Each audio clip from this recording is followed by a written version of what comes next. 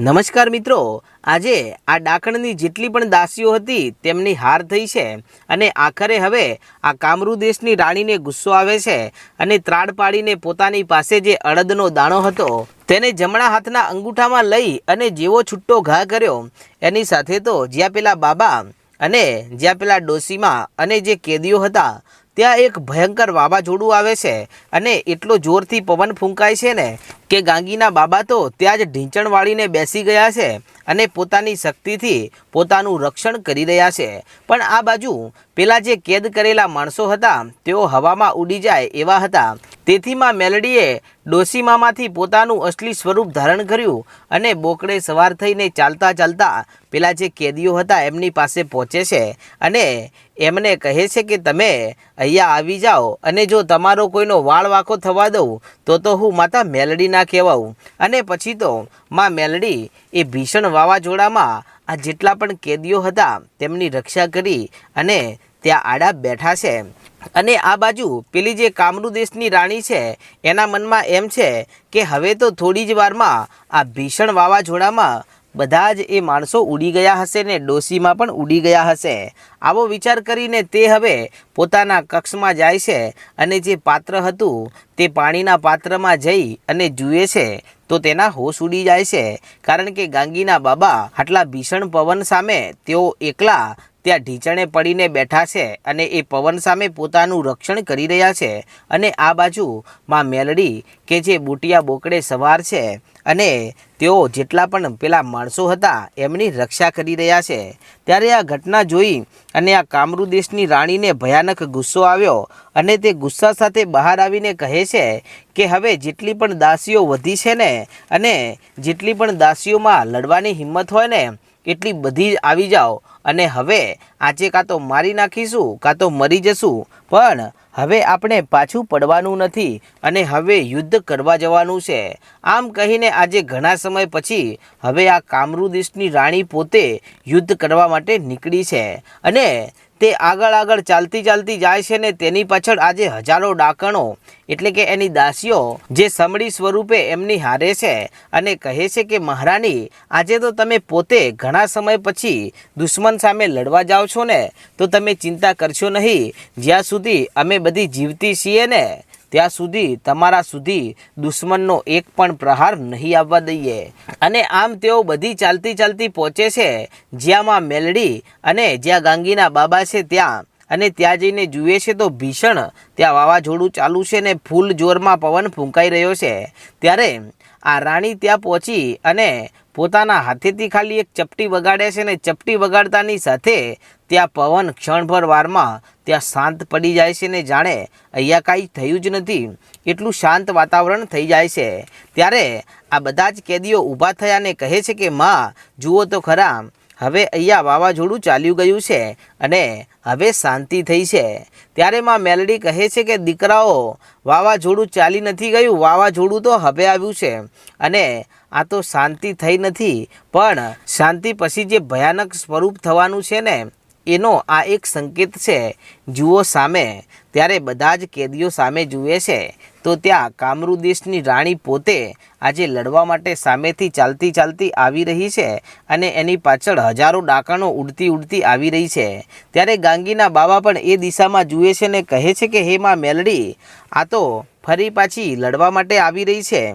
ત્યારે માં મેલડી કહે છે કે હે ગાંગીના બાબા, હું ખાલી એક ફૂંક મારીશ ને તો આ બધી જ સમડીઓ અને કામરૂ દેશની રાણી સાથે એની જેટલી પણ દાસીઓ છે ને એ બધી ક્યારેય ગોતી નહીં જડે। અને બોલો બાબા, આમની સામું તમે લડશો કે પછી હું લડું? ત્યારે ગાંગીના બાબા કહે છે કે માં, તમે ખાલી આ ઘટનાને જુઓ, લડત તો હવે હું લડીશ, કેમ કે તમારી આપેલી શક્તિઓ મારી સાથે છે। અને પછી તો આ બાજુમાં મેલડી ફરી પાછા ડોશીના રૂપમાં આવી ગયા છે અને તેઓ આ ઘટનાને જાત જોઈ રહ્યા છે। એમની સાથે જેટલા કેદીઓ છે તેઓ પણ આ ઘટનાને જોઈ રહ્યા છે ને કહી રહ્યા છે કે માં, આટલી બધી ડાકણો સામે શું આ બાબા એકલા લડી લેશે ખરા? ત્યારે માતાજી કહે છે કે એ લડી શકે કે નહીં લડી શકે તમે ચિંતા કરશો નહીં, હું સાથે છું ને, તો તમારા કોઈનો વાળ વાંકો તો હું નહીં થવા દઉં. પણ આજે તમને પણ ખબર પડશે કે આ બાબામાં કેટલી તાકાત છે. અને પછી તો પેલી કામરૂ દેશની રાણી ચાલતી ચાલતી પહોંચી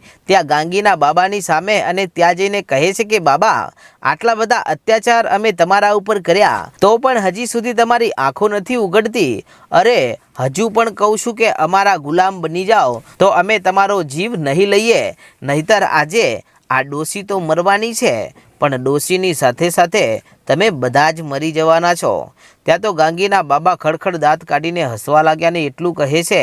કે તમારે એ ડોશીમાં સુધી પહોંચતા પહેલાં આ બાબાની લાશ ઉપરથી નીકળવું પડશે. સૌથી પહેલાં તમે મારી સાથે તો યુદ્ધ કરો તો હું પણ માની લઉં કે તમારામાં કામરૂ દેશની શક્તિઓ છે અને તમે તમારો જીવ બચાવી શકો ને એટલી હિંમત તમારામાં છે. અને આટલી વાત સાંભળીને પેલી કામરૂ દેશની ડાકણ હતી જે રાણી, એને ગુસ્સો આવ્યો અને તે કહે છે કે હવે જુઓ ત્યારે મારો પ્રહાર. આટલું કહીને તેણે ગાંગીના બાબા ઉપર પોતાની કામરૂ દેશની વિદ્યાનો પ્રયોગ કર્યો અને જેવો પ્રયોગ કર્યો એની સાથે તો ગાંગીના બાબા હતા એ ઊભાને ઊભા જમીનમાં નીચે ઉતરી ગયા અને બહાર જેવી જમીન હતી એવી ને એવી થઈ જાય છે. ત્યારે આ ઘટના જોતાની સાથે જ બધી ડાકણો અને દાસીઓ ખળખળ દાંત કાઢીને હસવા લાગીને કહે છે કે બસ આ બાબામાં આટલી જ હિંમત હતી કે માત્ર અમારી રાણીના એક જ પ્રહારથી તેઓ જમીનમાં ઉતરી ગયા. હવે તો એ પણ ખબર નહીં પડે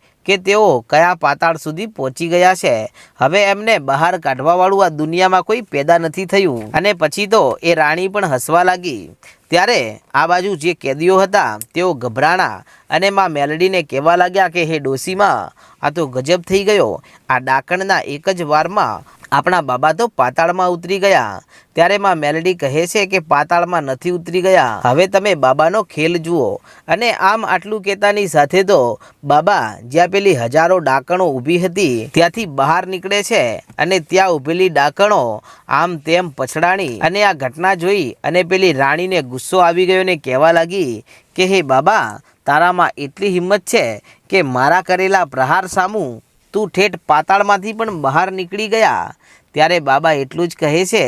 કે તમે જે પ્રહાર કરો છો ને એવા મને પણ આવડે છે. આટલું કહી અને એ રાણીની પાછળ ઊભેલી 10 દાસીઓ હતી તેમના ઉપર ગાંગીના બાબાએ એવો પ્રહાર કર્યો કે 10 ડાકણો ત્યાં જ જમીનમાં ઘૂસી ગઈ અને જમીનમાં ઘૂસી ગયા પછી એ બહાર નીકળી જ નહીં. અને તેઓ જમીનમાંથી રાડો પાડતી હતી કે હે રાણી, અમને બચાવી લ્યો, અહીંયા અમારો દમ ઘૂંટાય છે, અમે જમીનમાં શ્વાસ નથી લઈ શકતા, અમને બહાર કાઢો. ત્યારે આ કામરૂ દેશની રાણી તેમને બહાર કાઢવાની ઘણી કોશિશ કરે છે પણ ગાંગીના બાબા એના ઉપર પ્રહાર ચાલુ રાખે છે, તેથી તેને બહાર કાઢવાનો કોઈ મોકો મળતો નથી. અને આખરે આ જે દાસીઓ હતી તે ત્યાં જ જમીનમાં રહી જાય છે. અને પછી તો રાણી કહેવા લાગી કે જેટલી પણ મારી દાસીઓ છે ને એ બધી એકી હારે આ બાબા ઉપર તૂટી પડો. ત્યારે જેવી આ કામરૂ દેશની ડાકણો સમડીઓ બની અને બાબા ઉપર જેવી પ્રહાર કરવા ગઈ ત્યાં તો બાબાએ પોતાની કામરૂ દેશની વિદ્યાનો પ્રયોગ કર્યો અને જેટલી પણ ડાકણો સમડી બનીને બાબા ઉપર પ્રહાર કરવા આવી હતી એ બધીને ત્યાં જ હવામાં ચોંટાડી દીધી. અને હવામાં ચોંટાડ્યા પછી તેઓ કહે છે કે માં, તમે કહેતા હોય ને તો આ બધી ડાકણોને અત્યારે જ જીવતી સળગાવું. ત્યારે માં મેલડી કહે છે કે બાબા, તમને પૂરેપૂરો હક આપી દીધો છે, તમારે જેમ લડવું હોય એમ લડી શકો છો. અને પછી તો ગાંગીના બાબાએ એક ફૂંક મારી અને ફૂંક મારતાની સાથે જ આ જેટલી પણ ડાકણો હતી ને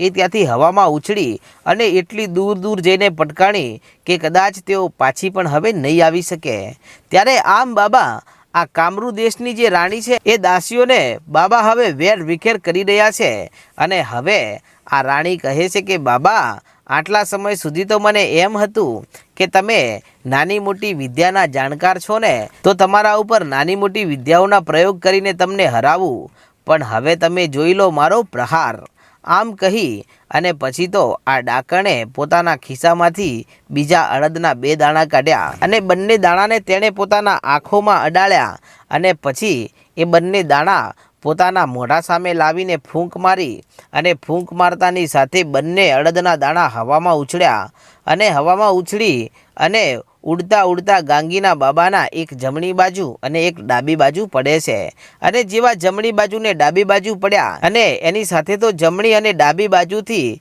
એક જમીનમાંથી ખાડો થયો અને બંને બાજુથી એક મોટો નાનકડો કૂબો બની ગયો અને કૂબો બની જતાની સાથે આ ગાંગીના બાબા આ કૂબામાં આવી ગયા અને એ કૂબામાં આવ્યા પછી હવે આ ડાકણ ખડખડ દાંત કાઢીને હસવા લાગી અને એની દાસીઓને કહે છે કે હવે તમે ચિંતા કરશો નહીં, હવે આ બાબામાં એટલી હિંમત નથી કે મારા બનાવેલા આ માયાવી કૂબામાંથી તેઓ બહાર નીકળી શકે। ત્યારે ગાંગીના બાબા આ કૂબામાંથી બહાર નીકળવાની કોશિશ કરે છે પણ તેઓ બહાર નથી નીકળી શકતા અને તેઓ આ કૂબાને તોડી નાખવાની કોશિશ કરે છે તો જાણે તેમના શરીરમાં કરંટ લાગતો હોય એવું થવા લાગ્યું અને તેઓ આ કૂબાને અડી પણ નથી શકતા। તેથી તેઓ પોતાની વિદ્યાનો પ્રયોગ કરે છે અને આ કૂબાને તોડી પાડવાની ઘણી બધી કોશિશ કરી પણ બાબા કોઈ વિદ્યાનો પ્રયોગ કરે એ પહેલાં તો આ કામરૂ દેશની શક્તિઓવાળી આ જે રાણી છે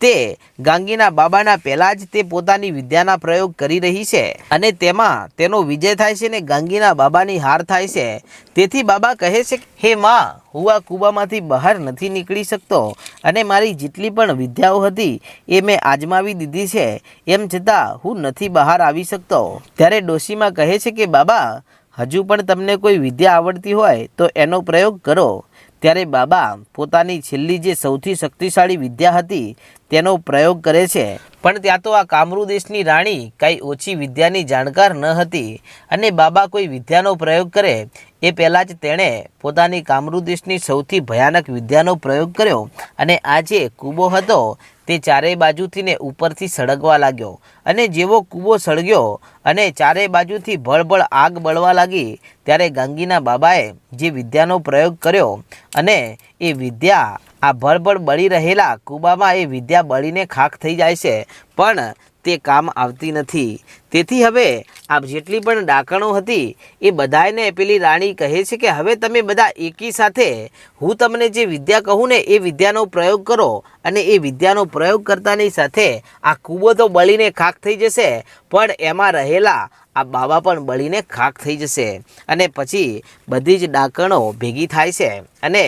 આ રાણી બધી ડાકણોને એક વિદ્યા આપે છે ને કહે છે કે ચાલો હવે એકી હારે બધી જ આ કૂબા ઉપર આ વિદ્યાનો પ્રયોગ કરો અને પછી જેવી એ વિદ્યાનો પ્રયોગ કરવા માટે બધી જ ડાકણો તૈયાર તો થઈ અને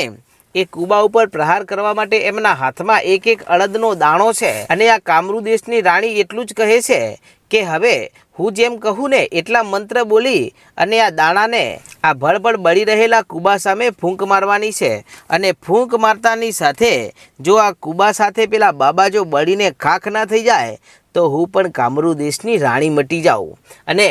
પછી તો બધાને તેણે મંત્ર આપ્યો અને મંત્ર ઉચ્ચારી અને હવે બધી જે કામરૂ દેશની દાસીઓ છે ને ડાકણો છે તેઓ આ કૂબા સામે આ અડદના દાણાને રાખીને ફૂંક મારે છે અને ફૂંક મારીને જેવા અડદના દાણા હજારોની સંખ્યામાં ઉડતા ઉડતા કૂબાની સામું આવે છે પણ ત્યાં તો